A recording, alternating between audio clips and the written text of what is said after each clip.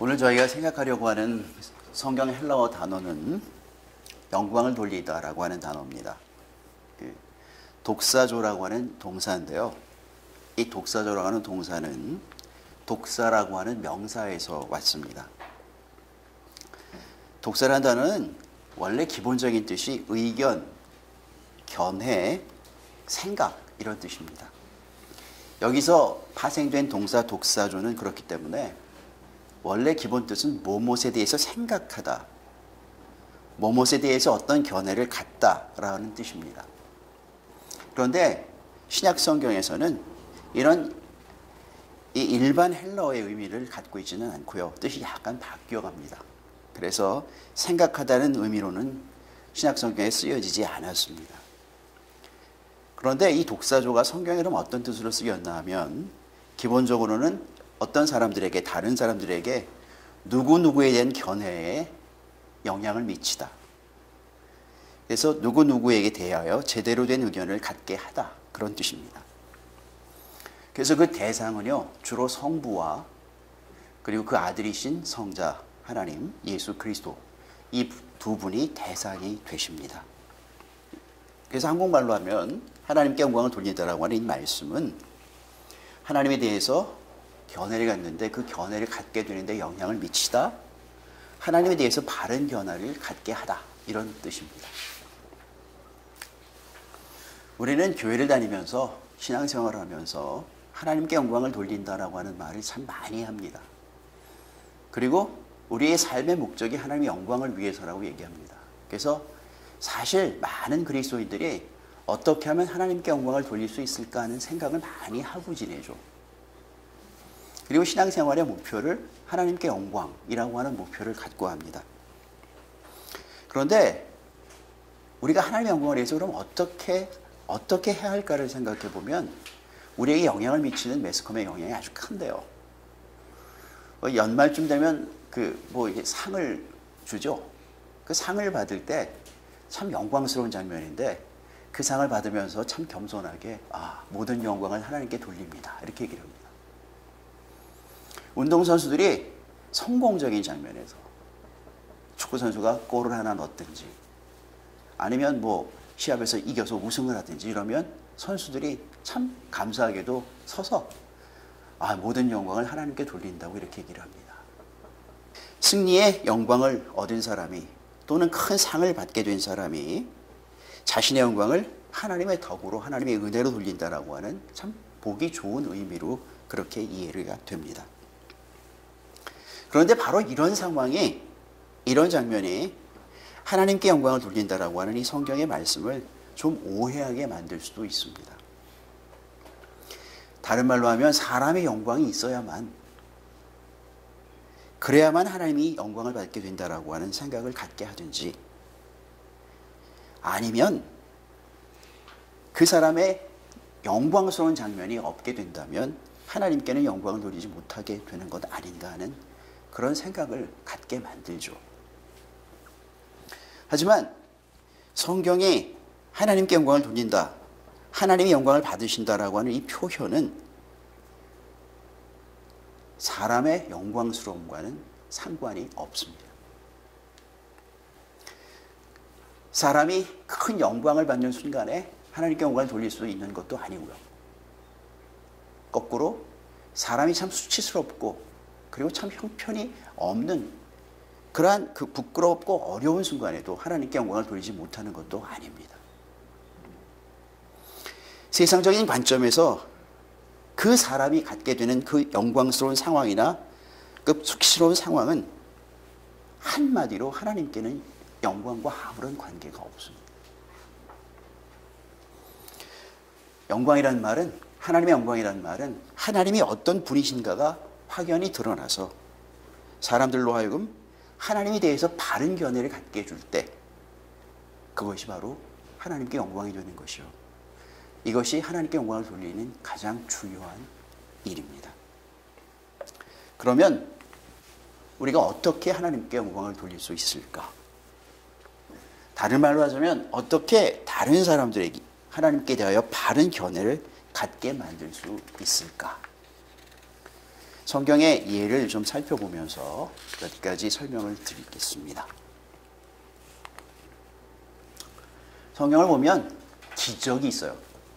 그 기적이 있은 장면에서는 이런 말로 끝납니다. 하나님께 영광을 돌렸다. 이렇게 끝납니다.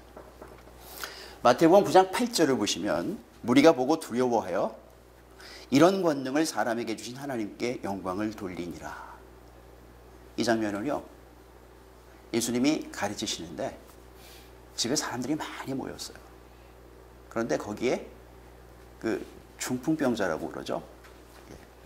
그 중풍병자가 아픈데 이 사람을 좀 고쳐보려고 친구들이 이 사람을 메고 침상째에 메고 왔습니다.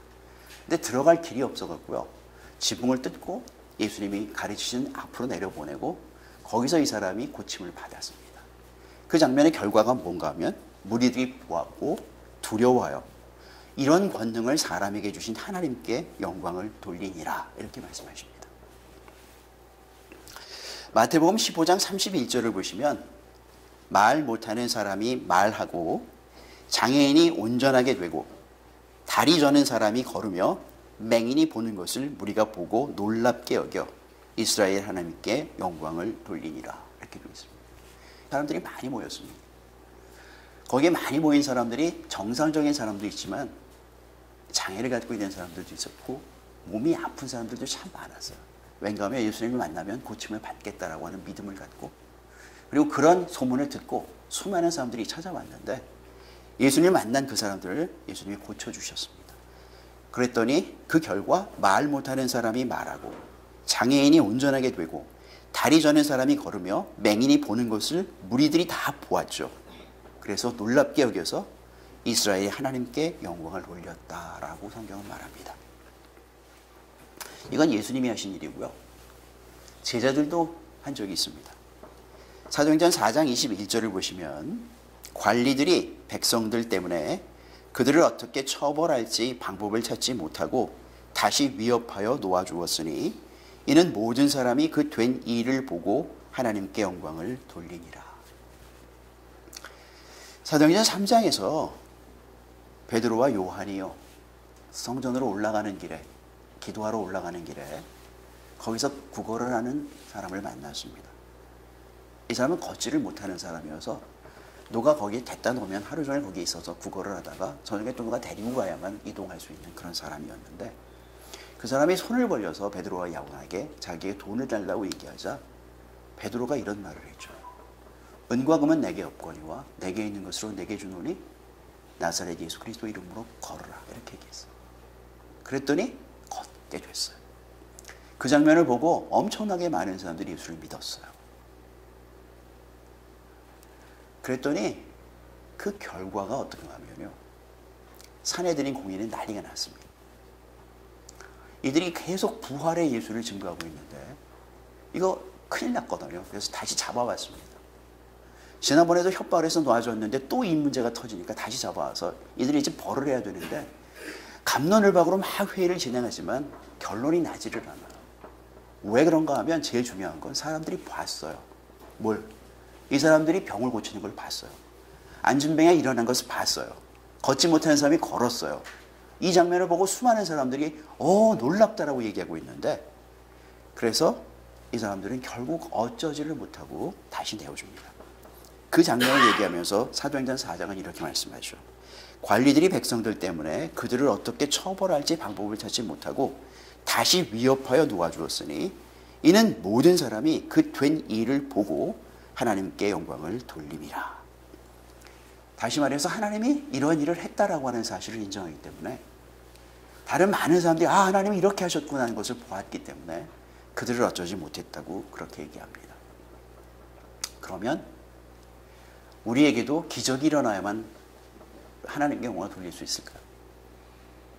다른 길은 없는가? 성경에 보면 예수님이 자신의 생을 말씀하십니다. 요한복음 17장은 예수님이 십자가를 지시기 전날 밤 마지막 장면입니다.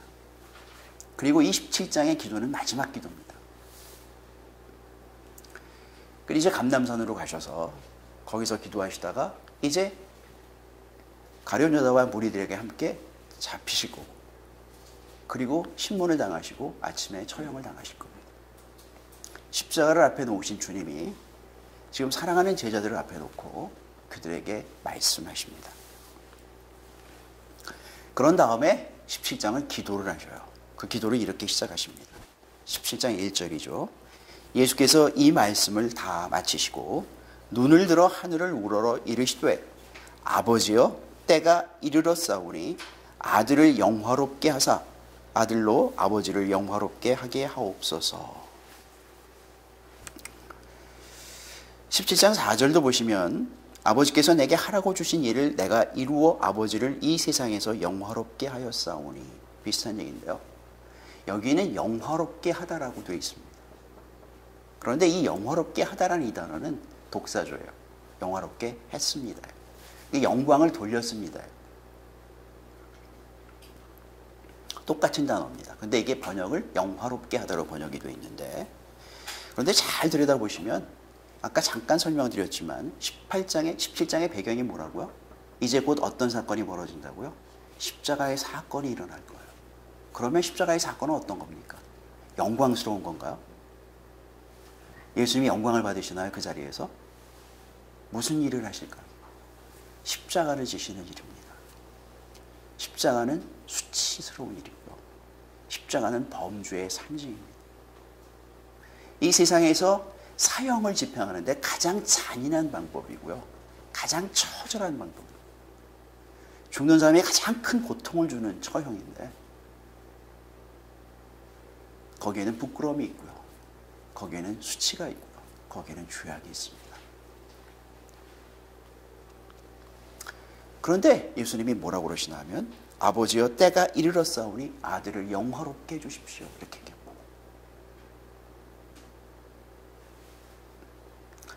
아니 십자가를 앞에 놓으시고는 딴 건 설명이 안 돼요. 그런데 그 십자가를 뭐라고 하냐면 나를 영광스럽게 해주십시오. 이렇게. 그리고 이 십자가를 통해서 내가 아버지를 영광 돌리게 하옵소서. 아버지가 어떤 분인지를 내가 영광을 돌리게 해주십시오. 이렇게 얘기합니다. 그 말은 뭔가요? 예수님이 상황하고 관계가 없는 겁니다. 예수님의 고생과 예수님의 고난과 예수님의 순환, 이것이 지금 중요한 게 아니고요. 거기에 뭐가 드러난다고요? 예수가 어떤 분이신지, 예수가 이 땅에 왜 오셨는지, 예수께서 왜 십자가를 지시는지, 십자가의 사건만큼 예수님이 이 땅에 오셔서 자신의 모습을 드러내는 가장 확실한 사건은 없습니다. 그리고 예수 그리스도의 십자가, 그 십자가만이 하나님이 어떤 분인가를 온 세상 앞에 밝히 드러내시는 결정적인 사건입니다.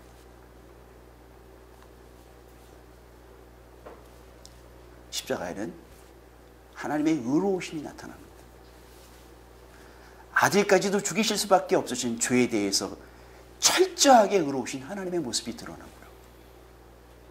죄는 절대로 용서하지 못하시는 하나님의 거룩하심과 의로우심이 십자가에 명백히 드러나며, 그렇지만 죄인들을 사랑하시는 하나님의 그 뜨거운 사랑이, 그 놀라운 사랑이, 아들까지 아낌없이 그들을 위해 내어주시는 그 놀라운 사랑이 십자가에 드러나기에 십자가의 사건은 예수 그리스도가 영광을 받으시는 사건이고요. 그 사건은 하나님의 영광을 받으시는 사건입니다.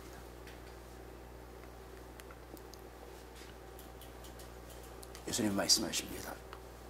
아버지께서 내게 하라고 주신 일, 그 일을 내가 이루어서 아버지를 이 세상에서 영화롭게 했습니다.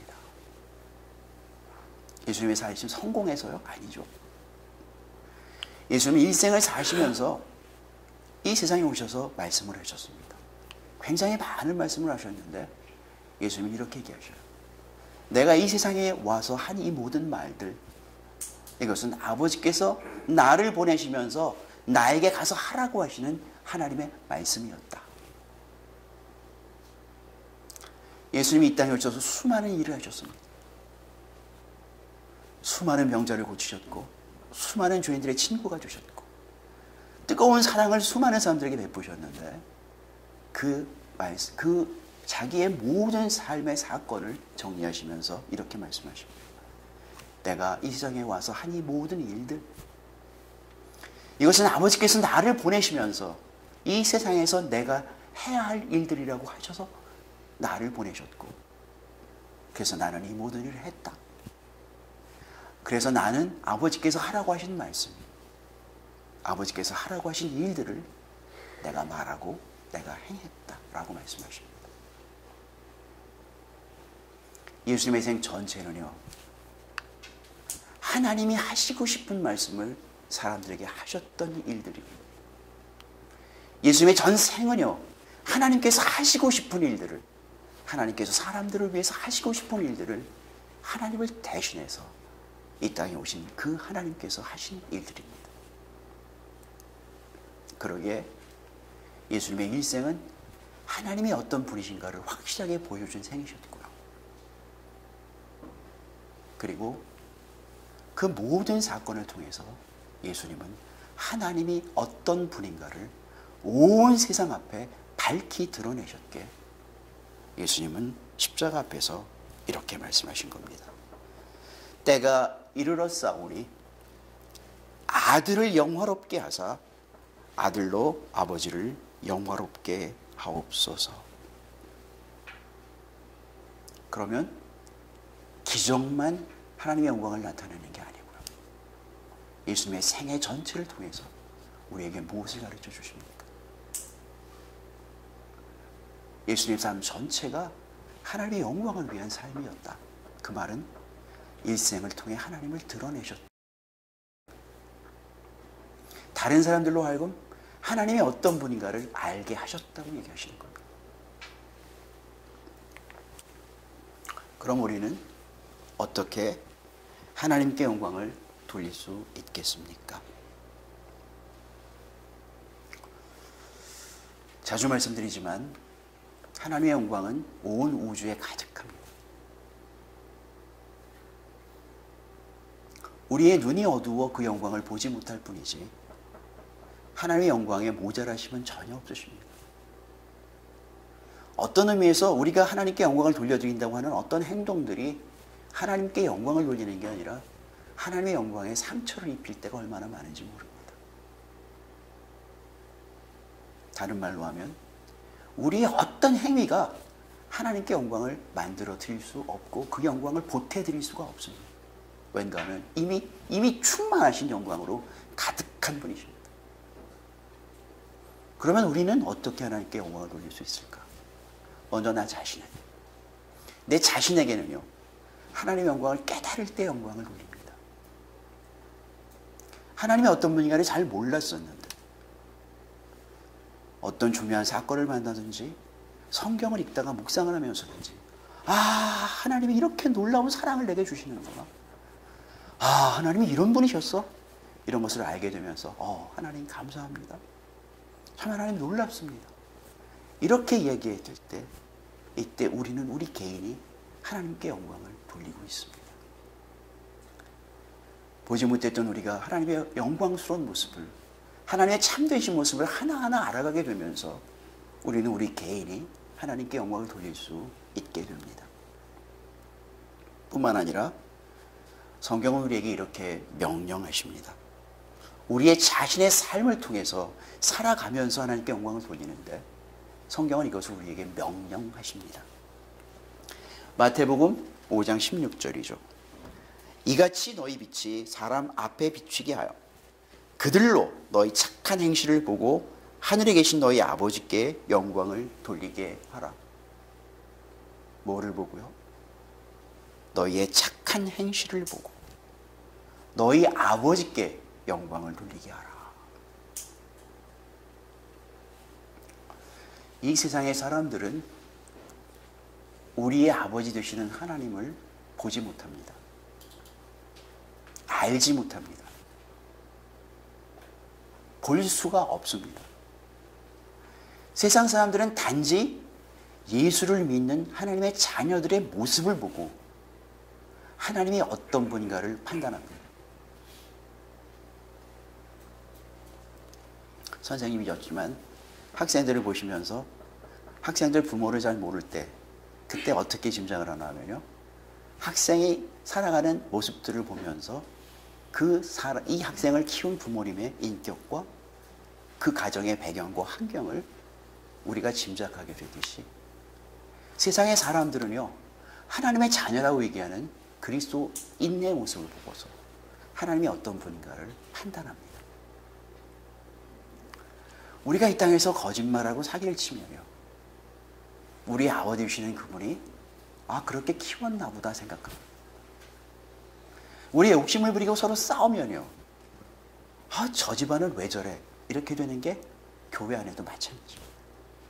우리 아버지가 그 모습을 통해서 우리의 그 연약하고 그 부족하고 그 초라한 모습을 통해서 이 세상에서 잘못된 인식을 갖게 만듭니다.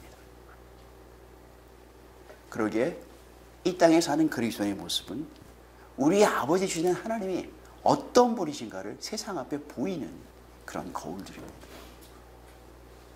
그러기에 성경은 예수님은 그렇게 말씀하십니다. 이같이 너희 착한 행실을 보고 하늘에 계신 너희 아버지께 영광을 돌리게 하라. 아버지가 어떤 분이신가를 좀 밝히 알려주라고 그렇게 얘기하십니다. 하나님이 얼마나 사랑하시는 분이신지, 하나님이 얼마나 우리에게 관심을 갖고 계신지, 이런 모습들을 너희들이 세상에 살아가면서 보일 때 아버지의 참 모습을 하나님을 알지 못하는 사람들이 알게 될 것이라고 우리에게 명령하십니다. 그러기에 바울 사도는 고린도전서 6장 20절에서요. 값으로 산 것이 되었으니 그런즉 너희 몸으로 하나님께 영광을 돌리라. 우리의 몸으로 보디빌딩을 해서 신체를 건강하게 만든다는 게 아니겠죠. 우리의 몸으로, 우리의 삶으로, 우리가 매일매일 살아가는 삶 속에서 우리의 아버지가 어떤 분이신가를 밝히 드러내라고 그렇게 명령해 주십니다. 요한복음 15장 8절을 보시면 너희가 열매를 많이 맺으면 내 아버지께서 영광을 받으실 것이요 너희는 내 제자가 되리라. 이 열매는 어떤 열매일까요? 이 열매는 의의 열매입니다.